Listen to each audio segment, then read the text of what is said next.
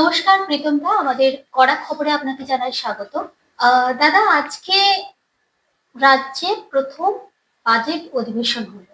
আমরা দেখেছি এর আগে যে সরকার ছিল, সেই সরকার 15 বছর ধরে যতবারই বাজেট অধিবেশন করেছে, বাজেটে কখনো শিল্প বা উন্নয়নের কোনো কথাই কিন্তু তারা রাখেনি। শিল্প আজ কিন্তু দেখা যাচ্ছে শিল্পের একাধিক সূত্র খুলছে। কি বলবেন এই নিয়ে? না, ওই এমন কোনো শ্রেণী নেই, যুবক থেকে শুরু করে, নারী থেকে শুরু করে, কৃষক থেকে শুরু করে, টেকনোলজিস্ট থেকে শুরু করে, হসপিটাল সেক্টর থেকে শুরু করে, নার্স থেকে শুরু করে, আয়া থেকে শুরু করে, তোমার সিভিক থেকে শুরু করে, তোমার আশাকর্মী থেকে শুরু করে, আইসিডিএস থেকে শুরু করে, শিক্ষক থেকে শুরু করে, প্রফেসর থেকে শুরু করে, ইউনিভার্সিটি টু ইন্ডাস্ট্রি থেকে শুরু করে এমন কোনো সেক্টর নেই যার জন্য সত্যিকারের অন্নপূর্ণা ভান্ডার খুলে দেয়নি পশ্চিমবঙ্গ সরকার। সবকিছু আছে।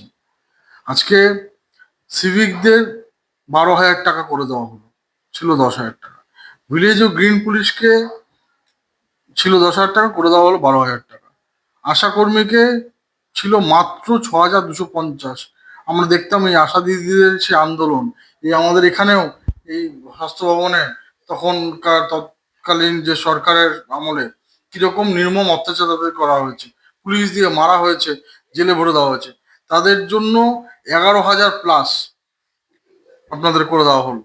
আপনার বয়স্ক ভাতা, বিধবা ভাতা 1,000 ছিল, 1,500 টাকা করে দেওয়া হলো। বিশেষভাবে সক্ষমদের ভাতা 500 টাকা বাড়িয়ে দেওয়া হলো। অন্নপূর্ণা ভান্ডারে 3,000 টাকা। যুবকদের বেকার ভাতা, যেটা আমরা বলতাম আর কি, এবং সব জায়গায় আমাদের যুব মোর্চার নেতৃত্বে প্রত্যেক জায়গায় ক্যাম্প হতো, তখন আমাদের বিরোধী তারা নানা রকম ভাবে কথা বলতো যে এরা আসবে, কিছু করতে পারবে না। অথচ আমরা যা কথা দিয়েছি তাই করেছি। 3,000 এবং 2,000 টাকা বিভিন্ন ক্যাটাগরিতে দেওয়া হচ্ছে। মিড ডে মিলের যে রাঁধুনি, তাদের জন্য কেউ ভাবতো না, তাদের জন্য 1,000 থেকে বাড়িয়ে 2,000 টাকা করে দেওয়া হলো।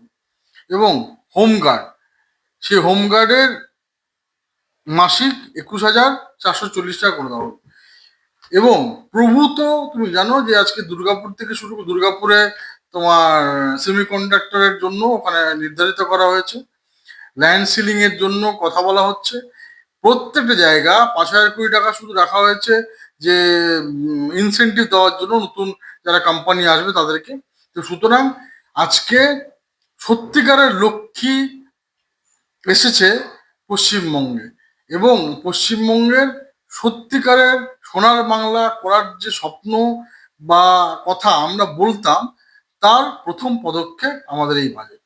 কিন্তু এই যে মমতা বন্দ্যোপাধ্যায় যখন মুখ্যমন্ত্রী ছিলেন, তিনি বলতেন কেন্দ্র দিচ্ছে না, কেন্দ্র দিচ্ছে না।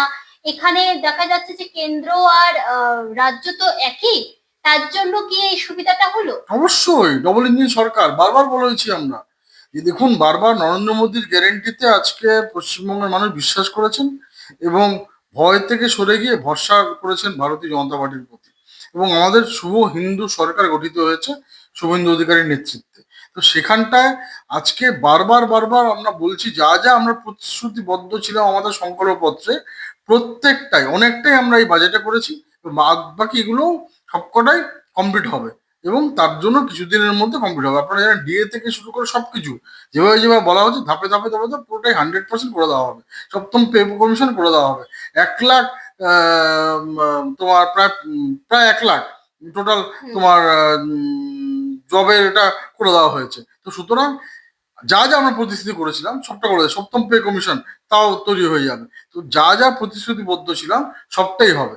তো এবং যেটা গোপাল কৃষ্ণ গোখলে বলতেন, what Bengal things today, India things tomorrow, সেই ভাবনাটার জন্য আজকে পদক্ষেপ নেওয়া শুরু হয়ে গেছে। আবার কয়েক বছরের মধ্যে আবার সেই জায়গায় আমরা ফিরবো। পশ্চিম বাংলা ভারতবর্ষের আরেকটা মুকুটে পরিণত হবে, এবং পশ্চিমবাংলা রুগ্ন রাজ্য থাকবে না। পশ্চিমবঙ্গ বিকশিত ভারতের সাথে বিকশিত পশ্চিমবঙ্গ হবে।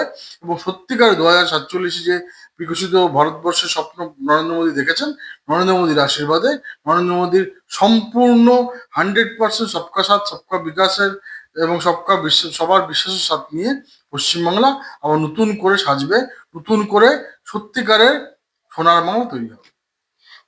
দাদা, আমরা অন্যদিকে দেখতে পাচ্ছি অভিষেক বন্দ্যোপাধ্যায় এখন এইমাত্র খবর, যেটা অভিষেক বন্দ্যোপাধ্যায়কে তৃণমূল থেকে বহিষ্কৃত করা হলো। ঋতব্রত যে তৃণমূল, ঋতব্রতপন্থী যে তৃণমূল, সেখানে, আর সেখানে আবার ফিরহাদ হাকিম কিন্তু চেয়ারপারসন। হ্যাঁ, দেখুন আজকে তৃণমূলটা তো আমরা যা দেখতে পাচ্ছি সেটা ঋতব বাবুদের কাছেই আছে। এখন বাবুদের তৃণমূল হয়ে গেছে।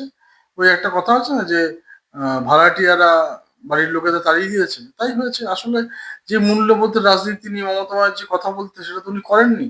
উনি পরিবার কেন্দ্রিক ক্লাবের মতো একটা পার্টি চালিয়েছেন। তো আমরা বারবার বলতাম একটা প্রাইভেট লিমিটেড কোম্পানি। এই প্রাইভেট লিমিটেড কোম্পানির যখনই শেয়ার হোল্ডারদের কাছে বেশি শেয়ার চলে যাবে, তখনই তাদের এমডি, ডাইরেক্টর সব চেঞ্জ হয়ে যায়। তৃণমূলেও তাই হয়েছে। এখানে অভিষেক বন্দ্যোপাধ্যায়কে তৃণমূল থেকে সরিয়ে দেওয়া, এই এই যে একটা মানে অবিশ্বাস্য, আমাদের কাছে ঠিক অবিশ্বাস্যই লাগছে। কারণ এক সময় তো অভিষেক বন্দ্যোপাধ্যায় দাপটে মানে সবার উপর হুকুম ওই যে করতো, আমি এ আপনাকে করতো। বললাম, দেখুন আমরা যেটা বলি তার কারণ হচ্ছে আমরা ধাপে ধাপে ধাপে ধাপে আজকে রাজনীতির প্ল্যাটফর্মে এসেছি এবং সেবা করার জন্য এসেছি। রাজনীতি আমাদের কাছে কাটমানি না, রাজনীতি আমাদের কাছে সেবা।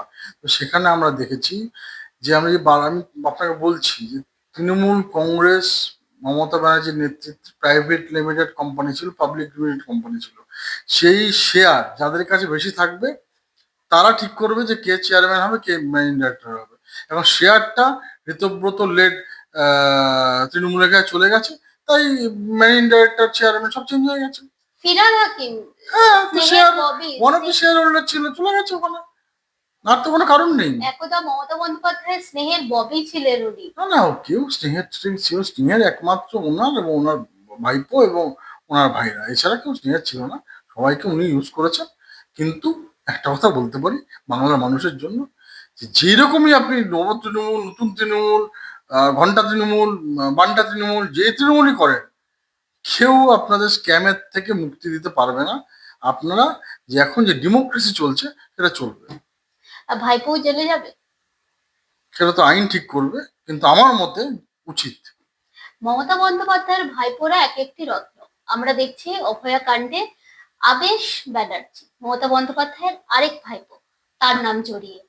ওই বললাম তো, পুরো পরিবারটাই, মানে বলতে খারাপ লাগে, সবারই পরিবার আছে, কিন্তু এমন কোনো পরিবারের ব্যক্তি নেই যে যাদের বিরুদ্ধে সাংঘাতিক অভিযোগ নেই। কেউ কোথাও গিয়ে ধরা পড়ছে, পুলিশকে চড় মারছে, সেরকম অভিযোগ আছে। কেউ কোথা থেকে সোনা নিয়ে পালিয়ে যাচ্ছে, শোনাবো, তার অভিযোগ হুম। আছে। তো আপনার আবেশ আজকে অভয়ার রেপ খুনের অভিযোগ করছে তারই মা। এবং সবার ওপরে যিনি আছেন তিনি হচ্ছেন অভিষেক ব্যানার্জি। এমন এমন মাটি চুরি থেকে শুরু করে, কয়লা চুরি থেকে শুরু করে, শিক্ষার চুরি থেকে শুরু করে বাঙালিদের মেরুদণ্ডটা ভেঙে দেওয়ার চেষ্টা করেছেন। সেই জন্য বাঙালিরা বুঝতে পেরেছেন, বাঙালিরা সুযোগ দিয়েছিলেন। এবং কোভিডের জন্য গতবার আমরা আসতে পারিনি, এবার বাঙালিরা সুযোগ পেয়েছেন এবং মন ভরে আশীর্বাদ দিয়েছেন আমাদেরকে।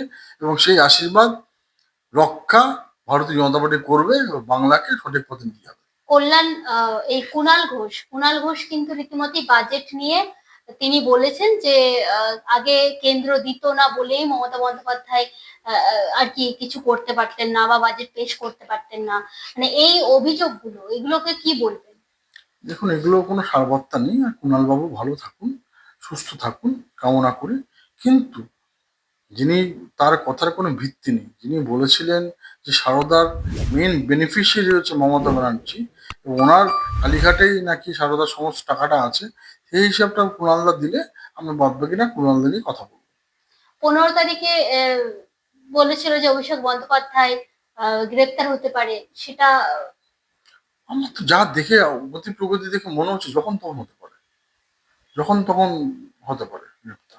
এই যে এত এত টাকা তছরূপ করে রেখেছিল ওরা, মমতা বন্দ্যোপাধ্যায় থেকে শুরু করে অভিষেক বন্দ্যোপাধ্যায় থেকে নিচু তলার কর্মীরা, তারা তো রীতিমতো শাস্তি পাচ্ছে, কিন্তু এরা কবে পাবে? পাবেই। সবে তো ডেমোক্রেসি ওনার কাছে জনগণ দেখিয়েছে। এরপর আইনের আওতায় আসবে।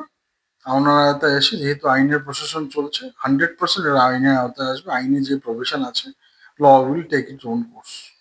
একটা শেষ প্রশ্ন করব। সুরাবর্তী অ্যাভিনিউ নামকরণ পাল্টে হলো গোপাল মুখার্জি রোড। সেই নিয়ে কিন্তু একাধিক জল্পনা চলছে রাজনৈতিক মহলে, এবং বিরোধীরা বিশেষ করে সিপিএম আলিমুদ্দিন থেকে রীতিমতো বিজ্ঞপ্তি জারি করা হয়েছে যে এটা ইতিহাস বিকৃত করা হচ্ছে, কি বলবেন? তার জবাব হিন্দু বাঙালিরা 4th মে দিয়ে দিয়েছে।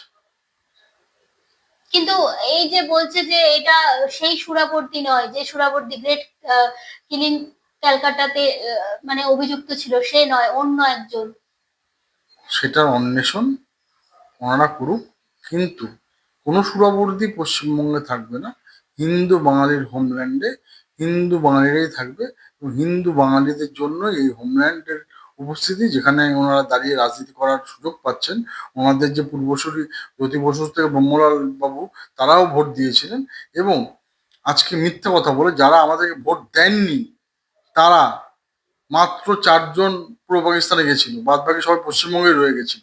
তো সুতরাং এই ভাওতাবাজির জবাব পশ্চিমবঙ্গের হিন্দু বাঙালিরা দিয়েছেন, এবং আজকে শুভ হিন্দু সরকার তৈরি হয়েছে, এবং শুভেন্দু অধিকারীর নেতৃত্বে যেটা ঠিক, যেটা সঠিক, সেটাই করা হচ্ছে। সুরাবর্তী নাম নিয়ে তাদের এত কেন আপত্তি, মানে সুরাবর্তী নাম নিয়েই কেন তাদের এত বিদ্রোহ? তার কারণ হচ্ছে, আপনি সিপিএম থেকে শুরু করে, কংগ্রেস থেকে শুরু করে, টিএমসি থেকে শুরু করে যে কটা আপনার বিধায়ক হয়েছে, তাদের সংখ্যাগুলো দেখে নেবেন এবং তাদের সারনেমটা দেখে নেবেন, তাহলেই বুঝে যাবেন তারা কোন ভোট ব্যাংকে টার্গেট করছে। ভোট ব্যাংক তাদের জন্য ভোট ব্যাংক, আমাদের জন্য প্রত্যেকটা নাগরিক হচ্ছে সমান অধিকার পাবে, প্রত্যেকটা নাগরিকদের সমান সুরক্ষা হবে, প্রত্যেকটা নাগরিকদের সমান বেনিফিট গুলো, মৌলিক অধিকার আমরা সুরক্ষা দেবো, সেটাই আমাদের অঙ্গীকার। মাদ্রাসাতে বাজেট কমে গেছে, সেটা নিয়েও কিন্তু প্রশ্ন উঠছে, বলছে এই সরকার তাহলে কি সবার নয়, সবকা সাথ সবকা বিকাশ নয়? সবার তো, সেই জন্য মাদ্রাসা বলে কি থাকবে না, সবাইকে মেন স্ট্রিমে পড়াশোনা করতে পাঠান। আর একটাই শেষ প্রশ্ন দাদা, এই যে সুরাবর্তী এভিনিউ এটার নাম বদলের জন্য বিশেষ করে সিপিএমরা বলছে যে আরো তো বিভিন্ন ব্রিটিশ আমলের যেসব রাস্তাঘাট আছে সেগুলোকেও তো বদলাতে পারে, ওরা বেছে বেছে কেন মুসলিম নামটাকেই বেছে নিচ্ছে? বদলাবো, আমরা যেরকম বাচার অফ, মানে Butcher of Bengal, Butcher of Calcutta, এই সুরাবর্তীর নাম বদলেছি। ভারতের টুকরো টুকরো হঙ্গে যে গ্যাং, তাদের নামে যেসব আছে সেটাও হবে। অসংখ্য ধন্যবাদ।